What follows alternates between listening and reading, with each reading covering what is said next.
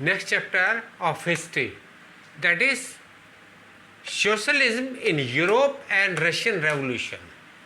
ये Russian revolution और second chapter है हिस्ट्री का। ठीक, सोशलिज्म समाजवाद, इसको हिंदी में हम समाजवाद कहते हैं। इसमें समाजवाद में ऑल द पब्लिक सेक्टर और private sector change into public sector, यानी कि सब कुछ किसके हाथ में होता है? गवर्नमेंट के हाथ में होता है। पब्लिक प्राइवेट प्रॉपर्टी नहीं होती है। ठीक है, रशियन रेवोल्यूशन जिस समय 1917 में हुआ था, ठीक, उस समय यहाँ पर ज़ार निकोलस सेकंड रूल करता था। He was tyrant, ruthless, believer of divine theory. ठीक, ये उसके, और लवर ऑफ वार, ये उसके कुछ अवगुण थे। ठीक, वो अपना आप तो महलों में रहता था और जनता उसके उस समय भूखों मर रही थी, तो उसके कारण बहुत ज़्यादा वहाँ पर अनकॉन्शियस फीलिंग कर रहे थे वहाँ के नागरिक। तो ऐसे ही सब लोग इकट्ठे हुए, और उसमें लेडीज़ थी और बच्चे थे, आदमी थे। वो एक पिटीशन देने गए ज़ार निकोलस सेकंड को, और ज़ार निकोलस सेकंड ने उस पिटीशन को, किसी ने उसको कह दिया कि ये तुम्हारे ऊपर आक्रमण करने आ रहे हैं, तो उसने उनके ऊपर गन पाउडर यूज़ करवा दिया, जिससे बहुत से आदमी मारे गए। उसे हम ब्लडी संडे का नाम दिया जाता है हिस्ट्री में, क्योंकि संडे का दिन होने के कारण ब्लडी संडे था। तो वो, उसकी पत्नी भी लेविशली लाइफ लीड करती थी। ठीक, वो भी लेविशली लाइफ लीड कर रहा था, बहुत ज़्यादा विलासिता का जीवन भी बिता रहा था, जबकि आदमियों के पास ना खाने के लिए भोजन था, ना बच्चों के लिए दूध था, ठीक, और ना नौकरियाँ थी आदमियों के लिए। तो उसमें, उसके कारण वहाँ पर जब अनकॉन्शियस हुए तो रेवोल्यूशन हुआ। अब उसी के रेफरेंस में हम यहाँ पर पढ़ रहे हैं। French revolution had a great impact on world and, ठीक है, जैसे कि इससे पहले चैप्टर में पढ़ा है कि फ्रांस का रेवोल्यूशन ने बहुत बड़ा असर डाला पूरे वर्ल्ड के ऊपर, and brought about A dramatical change in the society, और उसने पूरी समाज को बदल डाला। जो उसने जैकोबिन क्लब ने करा था, अभी तुमने इससे पहले वाले चैप्टर में पढ़ा था, तो उसने बहुत ज़्यादा बदलाव कर दिए समाज में। बिफोर 18th सेंचुरी, 18 शताब्दी से पहले, society was broadly divided into estate. Society estate में डिवाइडेड होती थी, वही कलरगी थी, नोबल थे, कॉमन पीपल थे। इसमें economic and social power were controlled by church, और जितनी भी इकोनॉमिक कंडीशन थी, इकोनॉमिक कहते हैं आर्थिक और सामाजिक पावर, सारों को कंट्रोल कर रहा था चर्च। ठीक, एंड एरिस्टोक्रेट, और एरिस्टोक्रेट राजा वगैरह। After revolution it seems possible to change the control of power, और जब रेवोल्यूशन हुआ तो हमने देखा, इससे पहले वाले चैप्टर में पढ़ा है कि उसके बाद वो सारी परिस्थितियाँ बदलती चली गई समाज की। ठीक, अब इसको हमने liberal, radical and conservative, liberal, radical and conservative, तीन में डिवाइड करते हैं।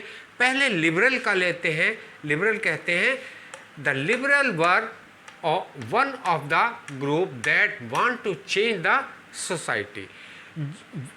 ये लिबरल व्यक्ति होते हैं, जो ग्रुप है लिबरल का, वो समाज में बदलाव लाना चाहता है, कि वो समाज को बदलना है, उसमें जो प्रेजेंट में कंडीशन है उनको बदलना है। सेकंड, एट दिस टाइम, इस समय, discrimination privilege in Europe, discrimination, भेदभाव फैला हुआ था यूरोप में।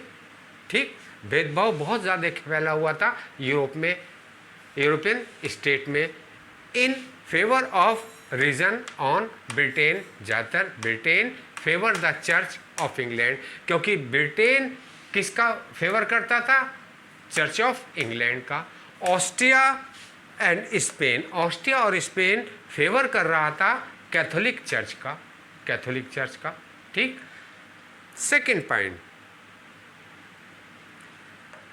dynamic rule was by the liberal, they want to elect the parliament।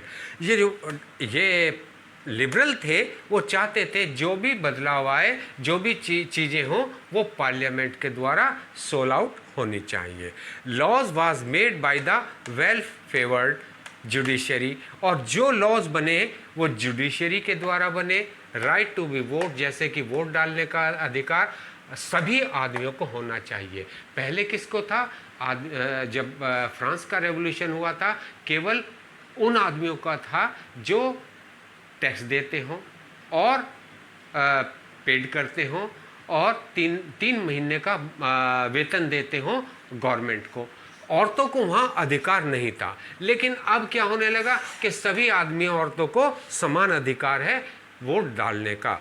Radical, अब दूसरा आता है radical, they support the women right. अब रेडिकल कहते हैं कि वुमेन को अधिकार मिलना चाहिए, क्योंकि इससे पहले अधिकार नहीं मिलते थे फ्रांस के टाइम में। Radical wanted a nation which government was based on majority, और रेडिकल चाहते थे कि गवर्नमेंट वो बने जो मेजोरिटी के द्वारा इलेक्टेड हो, चुनी जाए। Radical oppose the wealth, radical जो है धन का अपोज करते थे, वेल्थ का अपोज करते थे, एंड फैक्ट्री ऑनर, और फैक्ट्री ऑनर का, कि क्योंकि धन कभी एक ही व्यक्ति के हाथ में ना, जो अमीर हैं उन्हीं के हाथों में ना रह जाए, इसलिए वो इनका अपोज करते थे। अब कंजर्वेटिव, तीसरा आता है हमारा conservative, they oppose the radical and liberal. ये दोनों का, रेडिकल का भी और लिबरल दोनों का अपोज करते हैं। They oppose the idea of change, लेकिन वो इसके साथ साथ कहते हैं कि बदलाव में भी बदलाव को भी अपोज करते हैं, उसका अपोज कर रहे हैं। They oppose the idea of change का।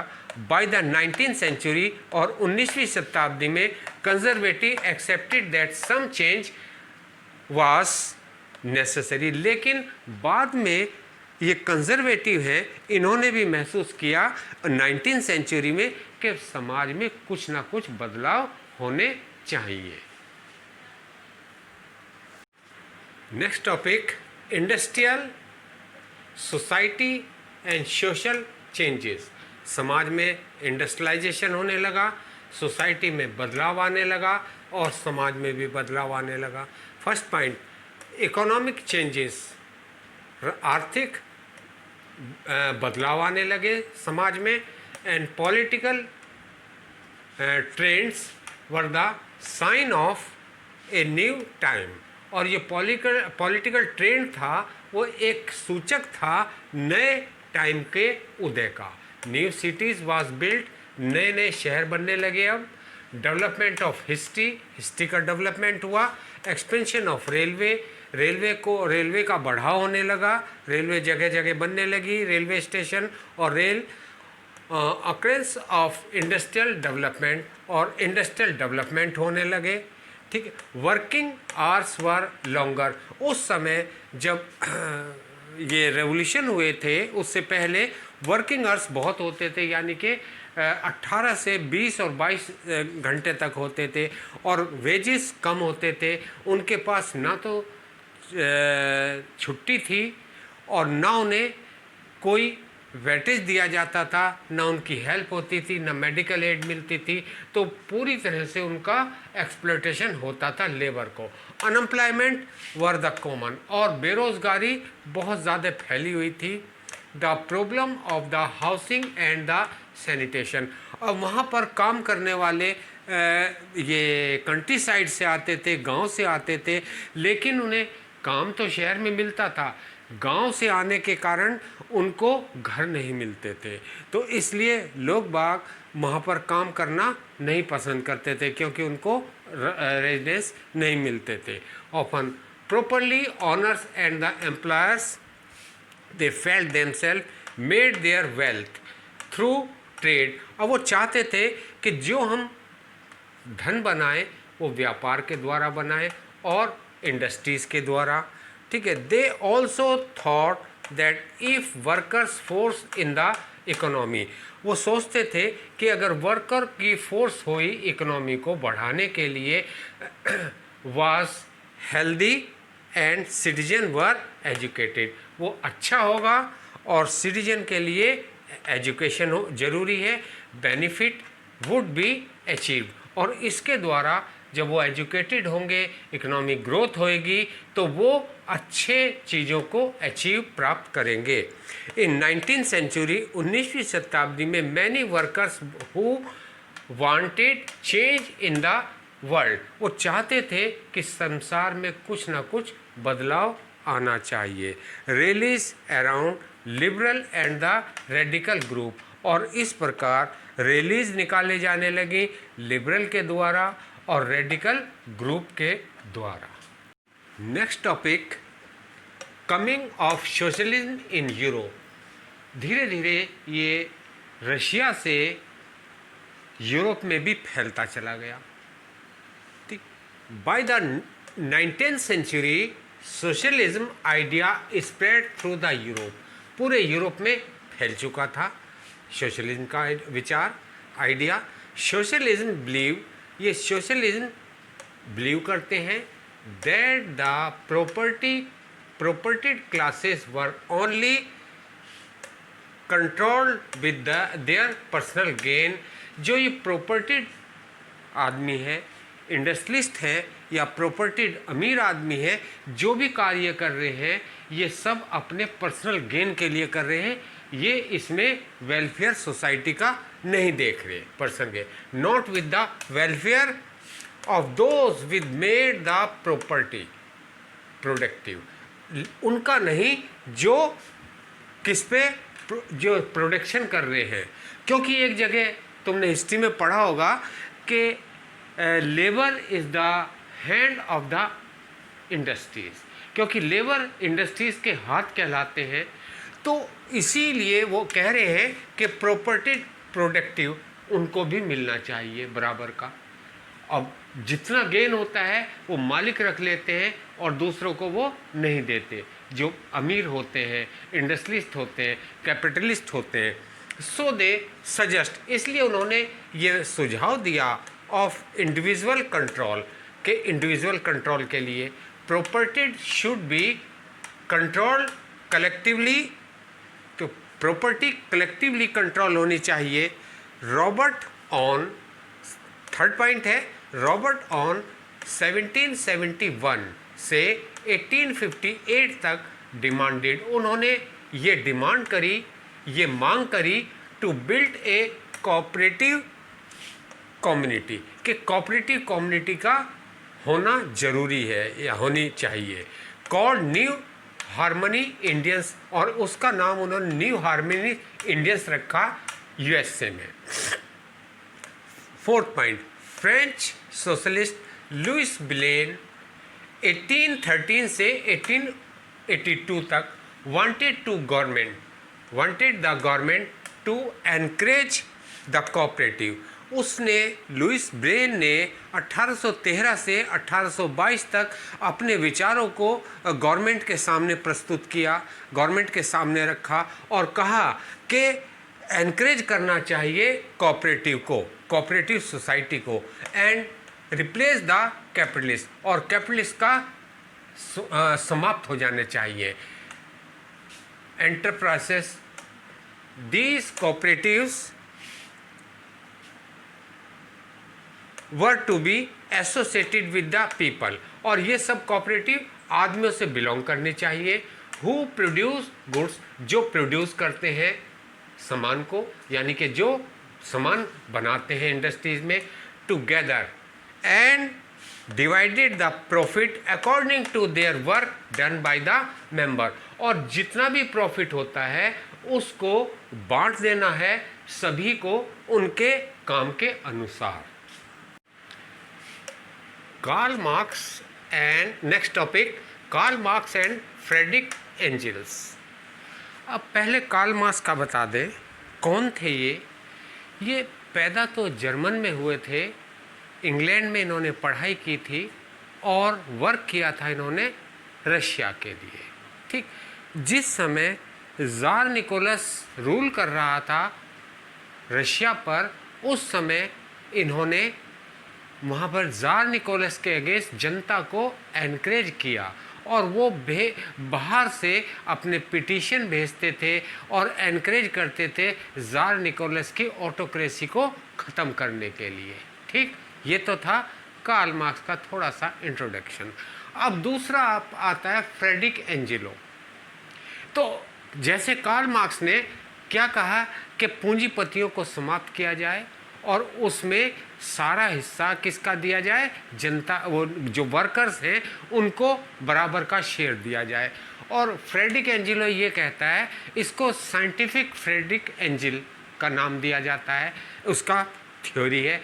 इसमें कहते हैं, ये फ्रेडरिक एंजेलो ये कहते हैं कि अगर एक फैक्ट्री के बराबर में लगातार कितनी फैक्ट्री खड़ी कर दी जाएं, अगर पहली फैक्ट्री वर्कर्स को वर्किंग आवर्स कम कर रही है, यानी कि 8-10 घंटे कर रही है और उनको वेजेस दे रही है 5000 या 8000, दूसरी फैक्ट्री दूसरी आ गई, वो 8 वर्किंग आवर्स 8 आवर्स हैं और वेजेस हैं 12000। तीसरी फैक्ट्री एक और आ गई, उसने वो तो जो के तो रखे उनके वर्किंग आवर्स 8 आवर्स और उसमें 20,000 या मोर देन रुपीज़ रख दिए। तो अब वो कह रहा है कि ऑटोमेटिक साइंटिफिक सोशलिज्म आ जाएगा। जो ये पहली फैक्ट्री थी उसमें आदमी छोड़ के दूसरी तीसरी में जाएंगे, ठीक है। चौथी अगर डाल दी जाए तो वो उनको बोनस भी दे रहे हैं, तो आदमी कोशिश करेगा चौथी फैक्ट्री में। यानी कि इसको ना बंद करके इसको या तो अपनी पॉलिसी को चेंज करना होगा, उनकी पॉलिसी जैसा जैसे दूसरी की पॉलिसी है, ठीक, नहीं तो ये फैक्ट्री बंद हो जाएगी।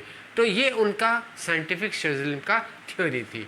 पहला, कार्ल मार्क्स 1818 से 1883 तक उसने आर्ग्यूड दिए, अपने विचार प्रकट किए that the industrial society was capitalist. जितनी भी इंडस्ट्रियल सोसाइटी है वो कैपिटलिस्ट है, and profit of capitalist was by workers, और वो वर्कर को कैपिटलिस्ट के द्वारा उनका वेजेस दिया जाता है। Karl Marx argued that the workers condition could be not improve, कि कार्ल मार्क्स कहते हैं जब तक वर्कर की कंडीशन इम्प्रूव नहीं होगी, जब तक ये प्रॉफिट को अमीर आदमी अपने पास जमा रखेंगे और कैपिटलिस्ट जमा रखेंगे, और किसको नहीं देंगे, उन वर्कर्स को नहीं देंगे। थर्ड, ही बिलीव, उसको ये भी विश्वास था that to overthrow capitalist workers had to be constructed a radical society. अब वर्कर्स को कैपिटलिस्ट के अगेंस्ट एक ऐसी रेडिकल सोसाइटी का फॉर्मेशन करना चाहिए, बनानी चाहिए, and all property was socially control, और वो सारी प्रॉपर्टी जो है वो कैपिटलिस्ट की वो सामाजिक कंट्रोल के द्वारा चलनी चाहिए। All property should be nationalise, और जितनी भी प्रॉपर्टी हैं वो उनका राष्ट्रीयकरण हो जाना चाहिए, वो नेशनलाइज हो जाना चाहिए। This society will be communist society, और इस सोसाइटी को हम क्या कहेंगे, कम्युनिस्ट सोसाइटी को नाम दिया जाएगा।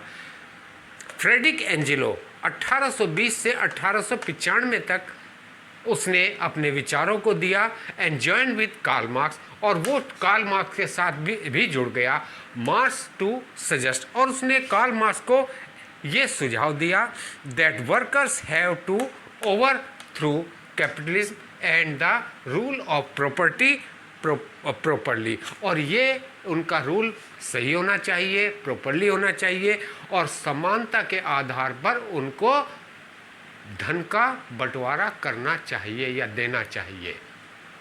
सपोर्ट फॉर सोशलिज्म, सोशलिज्म का support. First, socialist form an international body. Socialist एक अंतर्राष्ट्रीय बॉडी बन चुकी थी, कॉल्ड सेकंड इंटरनेशनल कोऑर्डिनेट। इसको हम सेकंड इंटरनेशनल कोऑर्डिनेट का नाम देते हैं।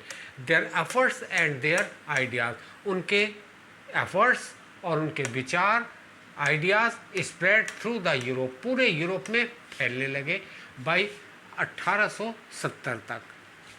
England and German workers, England और जर्मन के वर्कर्स फॉर्म द एसोसिएशन, उन्होंने एक एसोसिएशन का फॉर्मेशन किया to fight for better living working. वो चाहते थे कि जो वर्कर्स हैं उनकी कंडीशन अच्छी हो जाए, क्योंकि वो मिजरेबल कंडीशन से गुजर रहे थे। उनकी कंडीशन कैसी थी, वो 18 आवर्स काम करते थे और वेजेस कम थे, यानी कि wages is low and working hours are more, ठीक है, जिसके कारण, और उनको कोई पेड लीव नहीं थी, कोई छुट्टी नहीं थी, जिसके कारण उनको परेशानियां सामने करनी पड़ती थी, ठीक है। इसलिए वो चाहते थे working condition, they demand to reduce the working hours, working condition के, उनकी कंडीशन को जो वह काम करने की है दशा को सुधारा जाए, वर्किंग आवर्स कम कर दिए जाए, वेजेस ज़्यादा कर दिए जाए और उनको छुट्टी दी जाए, एंड राइट टू वोट, और उनको वोट डालने का भी अधिकार मिलना चाहिए। किनको? वर्कर्स के लिए कहा गया है ये। In Germany these association work with the Social Democratic Party, और जर्मन में इसको सोशल डेमोक्रेटिक पार्टी का नाम दिया गया, and help to win the parliament, और इस प्रकार उन्होंने पार्लियामेंट में भी अपनी सीट को रिजर्व कर लिया, विन कर लिया। फोर्थ पॉइंट, इन 1905 में socialist and trade union, socialist और ट्रेड यूनियन फॉर्म हुई, उसका नाम लेबर पार्टी रखा गया ब्रिटेन में, इंग्लैंड में उसका नाम लेबर पार्टी का नाम दिया गया, एंड सोशलिस्ट पार्टी, और सोशलिस्ट पार्टी फ्रांस में दी गई, but it is not succeed, लेकिन ये वहाँ पर यूरोप में ज़्यादा सफल नहीं हुई इन फ्रेमिंग द गवर्नमेंट को बनाने में।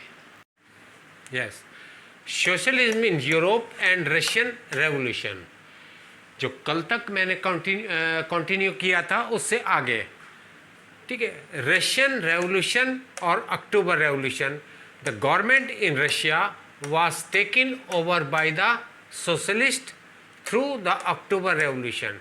ये रशियन गवर्नमेंट ख़त्म हो गई अक्टूबर रेवोल्यूशन के बाद ऑफ 1914 में। मोनार्की वाज फेल्ड, मोनार्की एकाधिकार था वो पूरी तरह से फेल हो चुका इन फरवरी 1917 में इन रशिया से। This revolution is also known as October revolution, और इसी रेवोल्यूशन को हम अक्टूबर रेवोल्यूशन के नाम से जानते हैं, और इसको हम रशियन रेवोल्यूशन का नाम भी देते हैं, ठीक है। रशियन एम्पायर, नेक्स्ट हेडिंग है Russian empire in 1914। Russian empire 1914 में, 1914 tsar Nicholas, tsar Nicholas second rule over Russia, उस समय रूल करता था रशिया के ऊपर। वो बहुत टैलेंट था, बिलीवर ऑफ डिवाइन थ्योरी था, लवर ऑफ वार था, ठीक, इस टाइप की उसकी एक्टिविटी थी जो उसके अयोग्यता को दिखाती थी। बिसाइड दिस, इसके अतिरिक्त territory around Moscow present in Russia empire, जहाँ आज रशिया के एम्पायर रहते हैं, Finland, Latvia, Lithuania, Estonia, Poland, Ukraine and Belarus. The major religion, और जो मेजर रिलीजन था रशिया का, of Russia was Russian Orthodox. वो कौन था? Russian Orthodox Christian, which belong to Greek, जो किसको बिलोंग करते थे? ग्रीक को। ऑर्थोडॉक्स, ग्रीक ऑर्थोडॉक्स चर्चेस को बिलोंग करते थे। रिलीजन वर क्रिश्चियन, ठीक है, मुस्लिम एंड बुद्धिस्ट, क्रिश्चियन थे, मुस्लिम थे और बुद्धिस्ट थे। Russian industries, Saint Petersburg and Moscow. Saint Petersburg पहला पॉइंट है, सेंट पीटरबर्ग और Moscow belong to the craft working, वो ज़्यादातर वहाँ पर क्राफ्ट के काम होते थे, उसकी इंडस्ट्रीज इस्टेब्लिश थी। सेकंड, इन 1819 रेलवे वर्कर्स फैक्ट्री वर इस्टेब्लिश, रेलवे फैक्ट्री इस्टेब्लिश होने लगी रशिया में। इसके कारण कोल का प्रोडक्शन दुगना हो गया, क्योंकि रेलवे में कोल की डिमांड, क्योंकि पहले स्टीम इंजन चलते थे और स्टीम इंजन को चलाने के लिए कोल की डिमांड बहुत ज़्यादा थी। ऐसी इंडस्ट्रीज़ को चलाने के लिए कोल की डिमांड बहुत ज़्यादा होती थी, इसलिए उसकी डिमांड ज़्यादा बढ़ती चली गई। Third, most industries are belong to private owners, और ज़्यादातर इंडस्ट्रीज प्राइवेट थी, प्राइवेट सेक्टर में थी। In craft unit and small worker shop were establish, और छोटे छोटे दुकानें खुलने लगी और छोटे छोटे क्राफ्ट के काम शुरू होने लगे। नेक्स्ट हेडिंग है वर्कर सिचुएशन, कैसी वर्कर की वहाँ पर कंडीशन थी। Worker come from country side, कहाँ से आते थे, गांव से आते थे workers. 30% women workers paid less than man, और लगभग 30% जो औरतें होती थी उनको आदमियों से कम वेतन दिया जाता था। ठीक,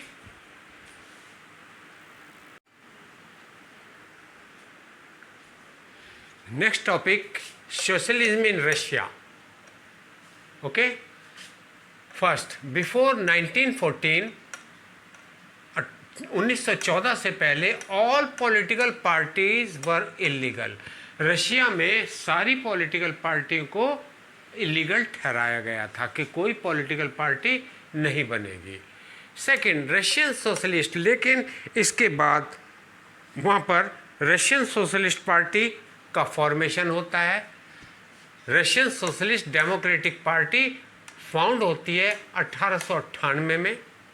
थर्ड, उसके बाद जो नेक्स्ट है 1900 में the second socialist revolutionary party was found in 1900। 1900 में दूसरी पॉलिटिकल पार्टी होती है, लेनिन एंड सोशलिस्ट मूवमेंट। अब नेक्स्ट टॉपिक है लेनिन और socialist movement. Lenin thought that peasant were not united group, कि पीजेंट एक यूनाइटेड ग्रुप नहीं है। Some are poor and some are rich, कुछ तो बहुत अमीर हैं और कुछ गरीब हैं। सम आर लेबर, कुछ लेबर हैं, एंड सम आर कैपिटलिस्ट, और कुछ कैपिटलिस्ट हैं। सेकंड, ड्यू टू दिस, और इसके लिए डिफरेंसेस दैट, ये डिफरेंस का कारण है, ये इनकी विभिन्नताओं का कम कारण है, अमीरी गरीबी का। They could not all B A part of socialist movement, क्योंकि ये सोशलिस्ट मूवमेंट के पार्ट नहीं है। Third point, socialist democratic party was divided into 2 wings, 2 भागों में बट गई। पहली है बोल्शेविक, दूसरी है मेंशेविक। तो Lenin led the Bolshevik, Lenin belong करते थे बोल्शेविक ग्रुप को। The party discipline and control to quick, ये पार्टी ज़्यादातर कंट्रोल करती थी अपने मेंबरों को और डिसिप्लिन में रहने की शिक्षा देती थी या सिखाती थी। फिफ्थ, मेंशेविक, दूसरा ग्रुप है मेंशेविक। व्यूड, इनके विचार थे that part should be open to all, कि सभी आदमी इसमें आकर जुड़ सकते हैं। That is the vast group, यानी कि ये पूरी किसी को भी कहते थे कि आओ, एज इन जर्मनी, जैसे कि जर्मन में था। अब नेक्स्ट टॉपिक है रेवोल्यूशन ऑफ 1905। इसमें इन बिगिनिंग, शुरू में of 20th century Russian was autocracy, Russia में ऑटोक्रेटिक रूल था। And czar was not subjected to the parliament, लेकिन जार को उसका सब्जेक्ट नहीं माना जाता था पार्लियामेंट का। सेकंड, ड्यूरिंग रेवोल्यूशन, जिस समय रेवोल्यूशन हो रहा था 1905 में, socialist democratic and socialist revolutionary workers with peasant, उन्होंने काम किया पीजेंट के साथ। दे were supported with the empire, और उनको सपोर्ट था किसका, एम्पायर का सपोर्ट होता था।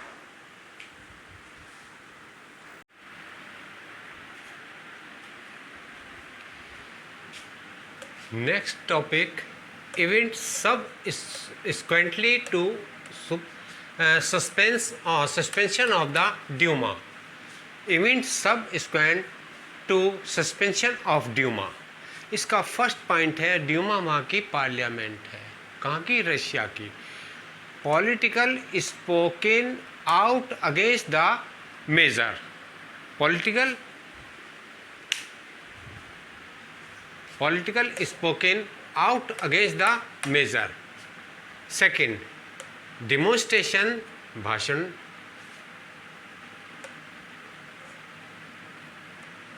Return in force to street, जगह जगह गलियों में होने लगे, of left bank of the river Nova. River Nova के किनारे on 26 February. Third point, on 27 February, the policy's head quarters were attacked to damage. उनके ऊपर अटैक कर दिया हेड क्वार्टर के और उसको डैमेज कर दिया, नुकसान पहुंचा दिया.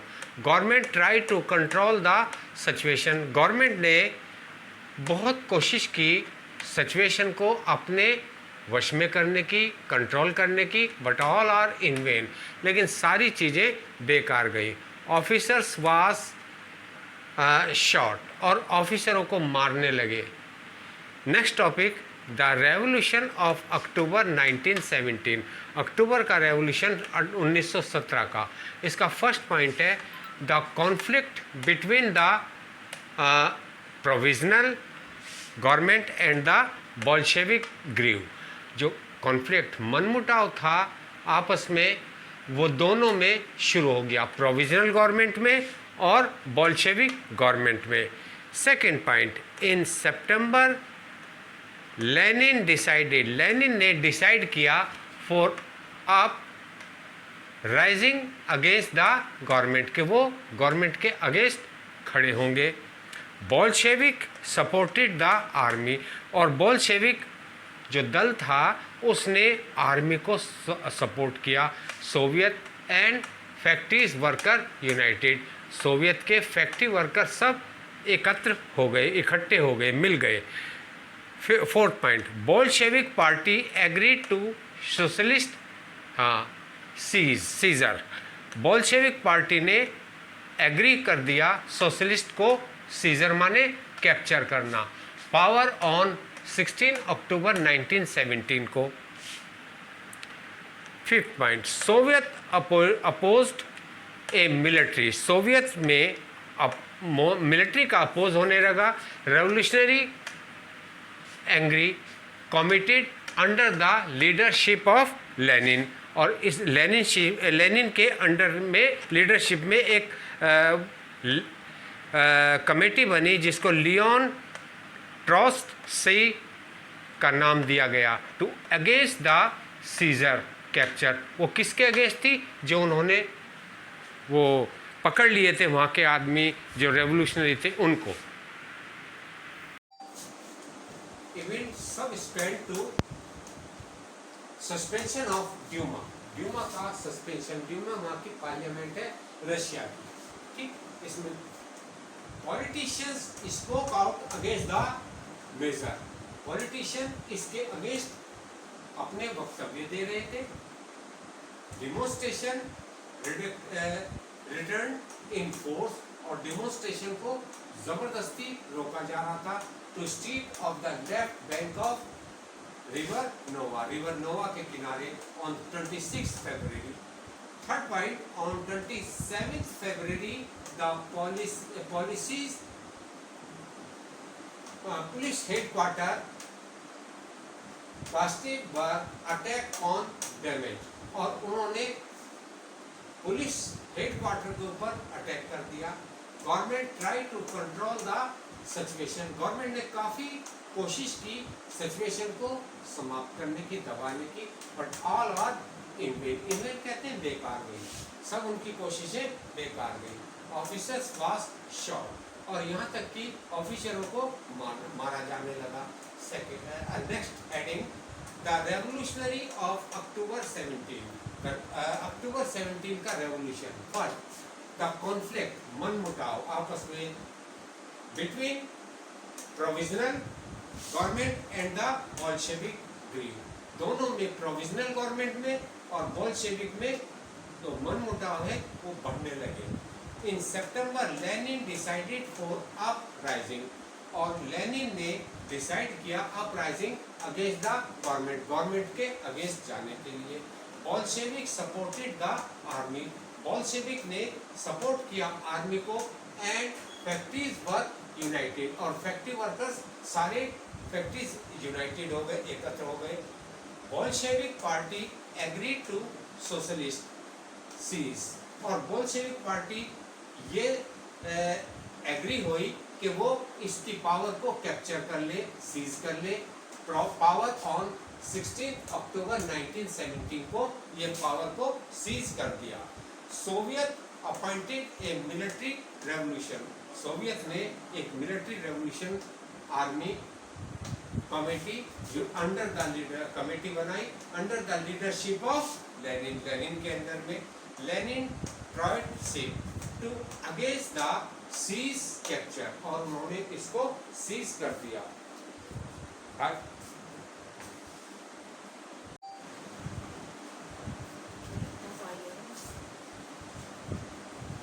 Next topic the civil war, गृह युद्ध। सिविल वार को हम गृह युद्ध कहते हैं। First, Bolshevik order land reduction, Russian army breakup, army want to take share of land. Bolshevik party ने ऑर्डर दिया land reduction of Russian army से लैंड को कम किया जाए। Army want to take share of land, लेकिन army चाहती थी ज्यादा से ज्यादा शेयर लेना जमीन का। बोल्शेविक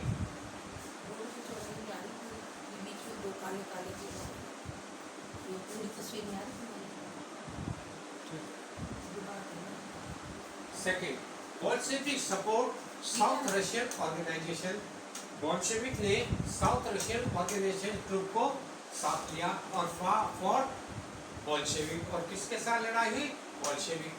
बोल्शेविक के साथ उनकी लड़ाई हुई। Third point, pro jar white and Soviet revolutionary green fought civil war with Bolshevik Red troops during the 1918 से 1919 तक आपस में लड़ाई हुई इनमें। Fourth, non Bolshevik to fast step, और जो नॉन बोल्शेविक थे उन्होंने बहुत ज्यादा कठोर कदम उठाया अगेंस्ट पीजेंट, किसानों के विरुद्ध। Bolshevik took help to non Russian people, और बोल्शेविक ने मदद मांगी नॉन रशियन आदमियों से, पीपल से, and Muslim to take control of most farmers Russian empire by 1922। 6, Russian created by Bolshevik in 1922। USSR इसका नाम दिया United Soviet Socialist Republic, created by Bolshevik, Bolshevik ने इसको यूएसएसआर का नाम दिया 1922 में। ड्यूरिंग सिविल वार, जिस समय गृह युद्ध हो रहा था, बोल्शेविक केप्ट इंडस्ट्रीज, उसने इंडस्ट्रीज के ऊपर कैप्चर कर लिया, एंड बैंक नेशनलाइज, और बैंकों का राष्ट्रीयकरण कर दिया गया।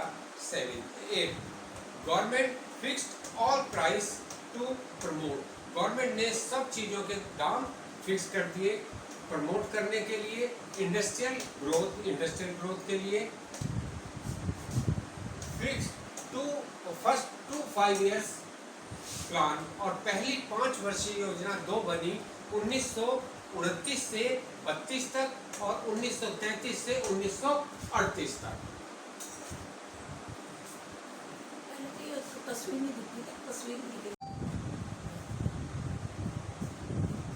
Next topic is Stalinism and collectivization. पहला point, early plan economic period link with collectivisation of agriculture, उन्होंने एग्रीकल्चर का कलेक्टिवाइजेशन, एक जगह खेतों को जोड़ने का काम किया। स्टालिन ने, Joseph Stalin become the leader of the Soviet communist. Joseph Stalin Soviet union का सोशलिस्ट कम्युनिस्ट पार्टी का लीडर बन गए। After death of the Lenin, लेकिन मृत्यु के बाद लेनिन की जनवरी 1924 में government fix the price of grain, government ने प्राइस को फिक्स कर दिया अनाज के, बट पीजेंट रिफ्यूज, लेकिन किसानों ने इसको नज़रअंदाज कर दिया, मना कर दिया। स्टालिन को यकीन था दैट रिच पीजेंट के जो अमीर किसान हैं और व्यापारी हैं hold stock in hope high prices, वो इन अनाज का जमाखोरी कर लेंगे, इकट्ठा कर लेंगे, जिससे कि प्राइस को राइज करके बेच सकेंगे। Stalin introduce the collectivisation, Stalin ने इंट्रोड्यूस किया कलेक्टिवाइजेशन ऑफ सोवियत एग्रीकल्चर में। स्टालिन पॉलिसीज, क्या क्या स्टालिन की पॉलिसी थी? फर्स्ट, फ्रॉम 1929 से communist party focus all peasant, और सभी किसानों पर उसने फोकस डाला। कल्टिवेट द कलेक्टिव फार्मिंग, उसने कहा कि कलेक्टिव फार्मिंग होनी चाहिए, जिसका नाम ये दिया। Second, there were oppose the collectivisation, और कुछ आदमियों ने उसका अपोज किया। वर पनिश, अगर कोई इसका अपोज करेगा कलेक्टिवाइजेशन का, तो वो स्टालिन की पॉलिसी के अनुसार पनिशेबल होगा। Those who criticize the Stalin policy, वो व्यक्ति जो स्टालिन की पॉलिसी का क्रिटिसाइज करेगा, पर चार्ज विद कॉन्स्पिरेसी, तो उसके ऊपर षड्यंत्र का अभियोग लगाया जाएगा अगेंस्ट स्टालिन के